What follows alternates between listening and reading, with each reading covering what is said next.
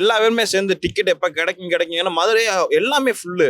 நாங்க இங்கட டிக்கெட் கிடைக்க மாட்டேங்குது. இந்த இதுல ஒரு புலம்பிக்கு இருந்தா இவங்க ஒரு புலம்பி நான் ஓபன் பண்ண விட மாட்டேன். ஒரு 3 பேர் கொடுத்துட்டாங்க. இந்த 4வது ஆளு என்னத்துக்கு இப்படி பண்றாங்கன்னு தெரியல. ஒண்ணு கட்சிக்கு வரதை வச்சும் அனுசரிச்சு விடணும், அதுவும் விட மாட்டாங்க. படத்தையும் விட மாட்டாங்க.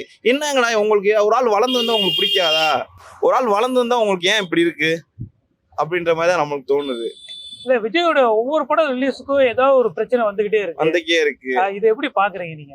நம்ம நாட்டுக்காரங்க வளர விட மாட்டாங்க. இப்ப இவங்க நம்மளுக்கு பிடிக்கல, இவர் வாழ்ந்து நம்மளுக்கு நல்லது பண்ணாதான் வச்சிருக்க போறோம், இல்லைன்னா அவரையும் நம்ம தூக்கி தான் விட போறோம். வரட்டுமே, ஒரு நாள் மாற்றி அமைப்போம் ஆட்சியை, பார்ப்போம். நான் அஜித் ரசிகர் தான், விஜய்க்காக குரல் கொடுத்துட்டு இருக்க மாதிரி தான் இருக்கு. என்ன பண்றது? ஆக ஆனா அதாவது இவன் பிடிக்காது அவன் பிடிக்காதுலாம் கிடையாதுனே.